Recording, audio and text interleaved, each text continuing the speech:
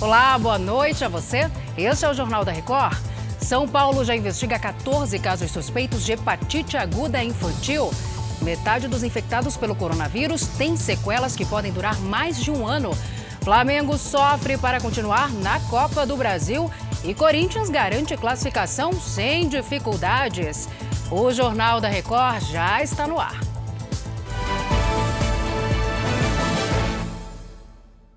Oferecimento Bradesco Prime. Conecta você aos seus investimentos.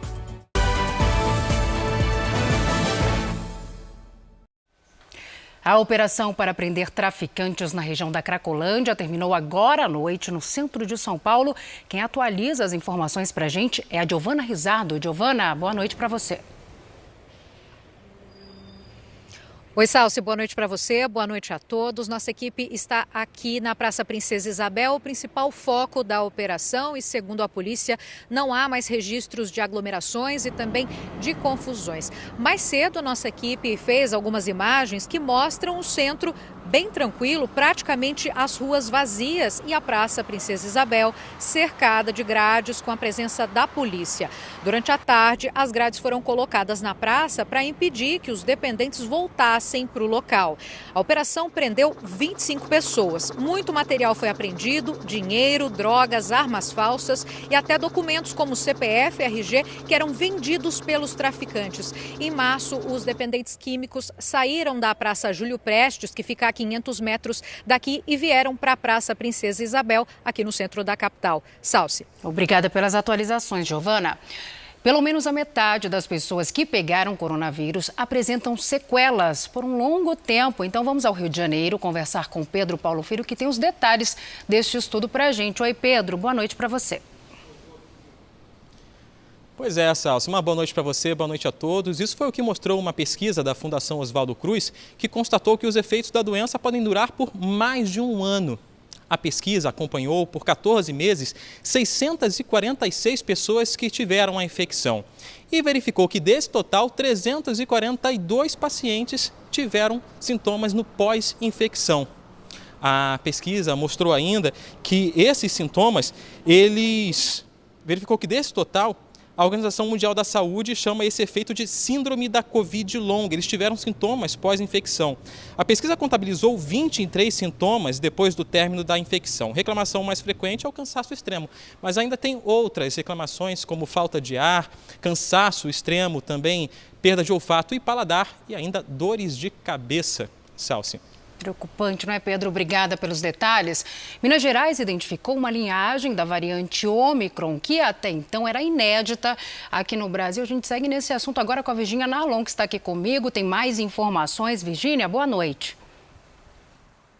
Oi, Salso, boa noite para você. A revelação do laboratório de vacinas aqui da Universidade Federal de Minas Gerais. A variante BA2.12.1 foi identificada em 3 pacientes de Belo Horizonte, diagnosticado com a Covid-19. O grupo apresentou os sintomas depois de voltar de um congresso científico no Rio de Janeiro. Como era um evento internacional, é possível que a subvariante tenha sido trazida por alguém de outro país.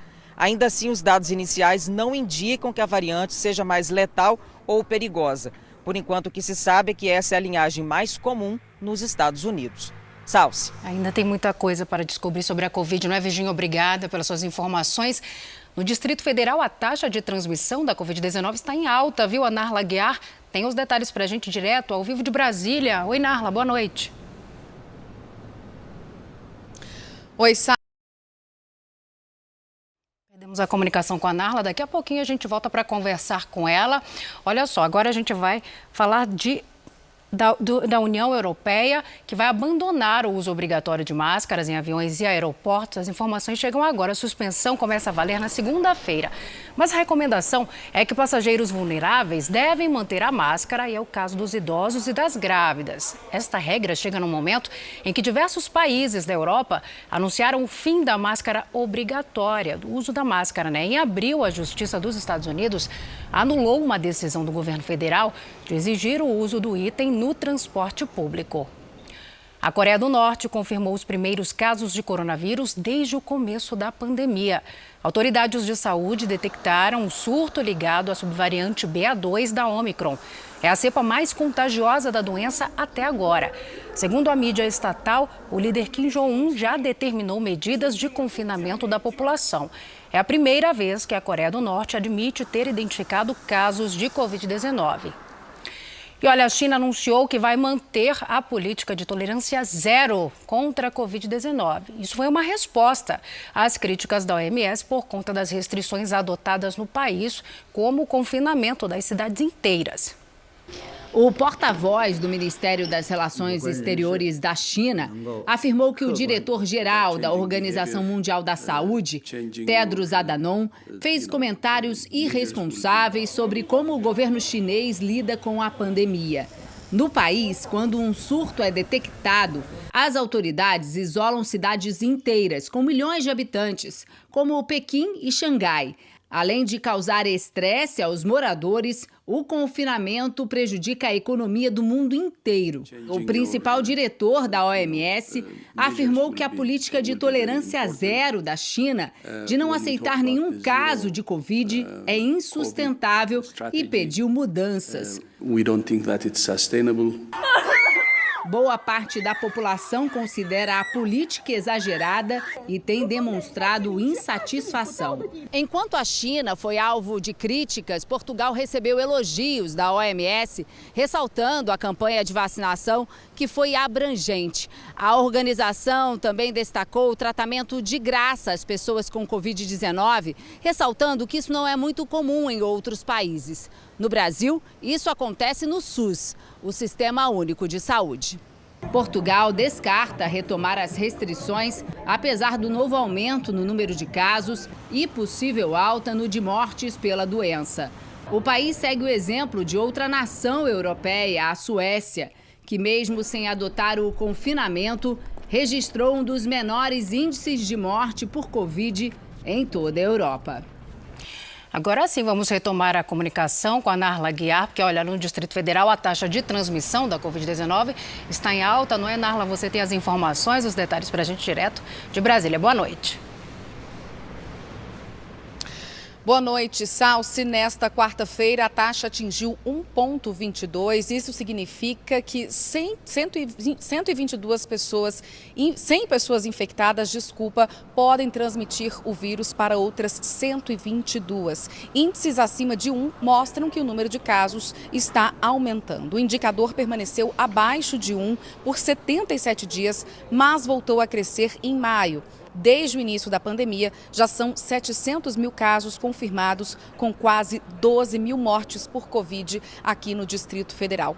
A taxa de ocupação dos leitos de UTI na rede particular está em 53% e na rede pública está em 41%. Salsi. Obrigada, Narla. Ontem falamos do Rio de Janeiro e agora no Distrito Federal, os casos de Covid aumentando. Os Estados Unidos enfrentam falta de fórmula infantil nas prateleiras dos supermercados. Um dos motivos foi o recolhimento de um lote por risco à saúde de crianças. Segundo autoridades, 2 bebês morreram e 4 foram hospitalizados com infecção bacteriana depois de consumirem o produto. Os fabricantes também alegam problemas na cadeia de fornecimento e escassez de mão de obra. E um relatório do Centro de Controle e Prevenção de Doenças apontou que mais de 100 mil pessoas morreram de overdose nos Estados Unidos no ano passado. Os dados representam um aumento de 15% em relação a 2020, ano que já tinha registrado um recorde no número de mortos. A maior parte foi resultado do consumo de fentanil, que é um opioide sintético que chega a ser 50 vezes mais potente que a heroína. Triste, não é? Agora a gente volta para cá, para São Paulo, porque o estado investiga pelo menos 14 casos suspeitos daquela hepatite aguda, que a Giovana agora vai trazer os detalhes para a gente. Giovana, boa noite de novo para você. Salsi, boa noite de novo. A Secretaria de Saúde monitora os pacientes e também aguarda o resultado dos exames. 6 pessoas estão internadas e outras 8 estão em casa.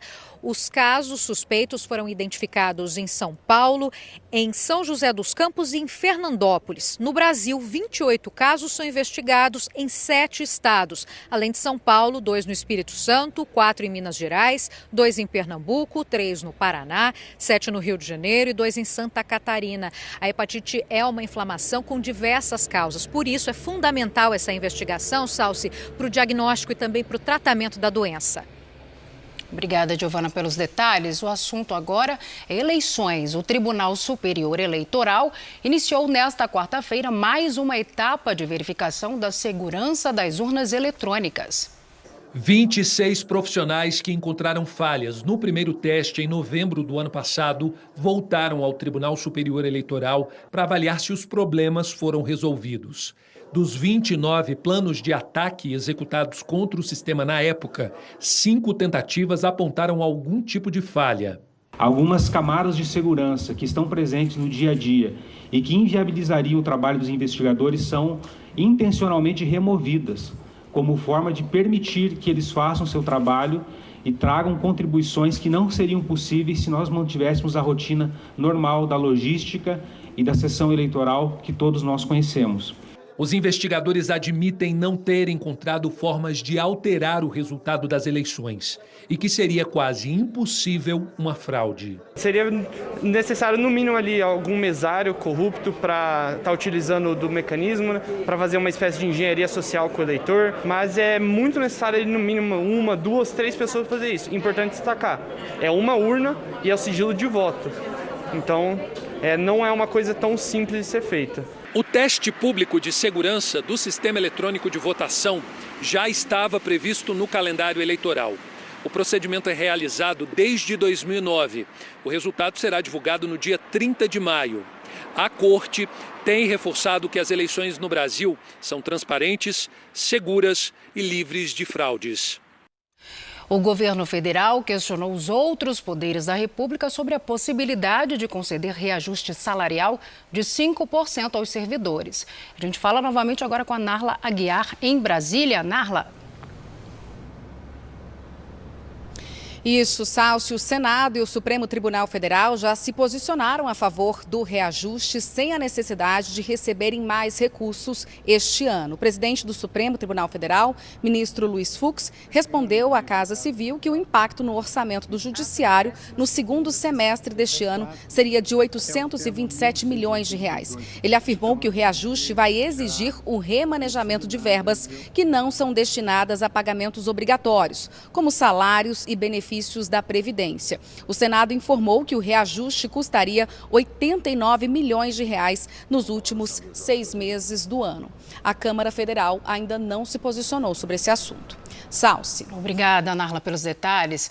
A Rússia exigiu um pedido de desculpas da Polônia. O motivo é o protesto anti-guerra, que terminou com o embaixador de Moscou em Varsóvia coberto de tinta vermelha. O Kremlin ainda ameaçou o país do leste europeu com represálias. Na segunda-feira, Sergei Andreev foi cercado por manifestantes durante visita ao cemitério em Varsóvia, a capital polonesa. O embaixador prestava homenagem aos soldados soviéticos no dia da vitória. Nos Estados Unidos, familiares das vítimas do desabamento de um condomínio na Flórida fecharam um acordo judicial com as seguradoras. O valor acertado é equivalente a 5 bilhões de reais. Em junho do ano passado, 98 pessoas morreram na queda do prédio de 12 andares. O edifício de alto padrão ficava na cidade litorânea de Surfside, ao norte de Miami Beach. E agora a gente fala de futebol. Pela Copa do Brasil, Flamengo, Fluminense, Palmeiras e Corinthians garantiram vaga nas oitavas de final. Veja como foi. Em Londrina, o Palmeiras saiu na frente da Juazeirense. Danilo aproveitou o rebote do goleiro Rodrigo Calaça e fez o primeiro do Verdão. No início do segundo tempo, Nildo Petrolina aproveitou o cruzamento e deixou tudo igual para a Juazeirense. No final do jogo, o lateral Daniel tocou o braço na bola dentro da área. O juiz marcou pênalti e Rafael Veiga fez o gol da vitória do time paulista. Palmeiras classificado 2, Juazeirense 1. Em Volta Redonda, o Flamengo sofreu para vencer o Altos do Piauí. Os gols só saíram no segundo tempo. Lázaro foi derrubado na área, pênalti. Gabigol cobrou e fez o primeiro do rubro-negro carioca. O segundo veio de cabeça com Vitor Hugo. Final, Flamengo classificado 2, Altos 0. No Serra Dourada, em Goiânia, o Fluminense saiu na frente do Vila Nova com o argentino Germancano de cabeça. No segundo tempo, Pineda levantou na área e Luiz Henrique completou também de cabeça. Final, Vila Nova 0, Fluminense 2. O time carioca avançou para as oitavas de final. Em Itaquera, o Corinthians recebeu a Portuguesa do Rio de Janeiro e se classificou sem dificuldades. Piton cobrou o arremesso lateral direto da área. Juliano tentou de bicicleta e na sobra Júnior Moraes abriu o placar. Ainda no primeiro tempo, Mosquito cruzou para Juliano fazer o segundo do timão. Final, Corinthians classificado 2, Portuguesa do Rio 0. Ainda pela Copa do Brasil, Ceará e Atlético Goianiense também se classificaram. O Ceará venceu a Tombense em Fortaleza por 2-0 e o Atlético Goianiense derrotou o Cuiabá nos pênaltis depois de empate sem gols. Os confrontos das oitavas de final serão definidos por sorteio. Olha, pelo Campeonato Brasileiro, RB Bragantino e Atlético Mineiro fizeram uma partida antecipada pela 7ª rodada da competição e ficaram no empate. Veja como foi. O time paulista saiu na frente, Arthur cruzou e Ítalo desviou para o gol. O Atlético chegou ao empate no segundo tempo. Depois de cobrança de falta ensaiada, Nátio Fernandes deixou tudo igual. Final, Bragantino, 5º colocado 1. Atlético, 6º, também 1. Este foi o Jornal da Record. Outras informações no Fala Brasil, às 8h30 da manhã. Você fica agora com Fala que eu te escuto. Uma ótima noite para você. Obrigada pela sua companhia. Cuide-se. Tchau.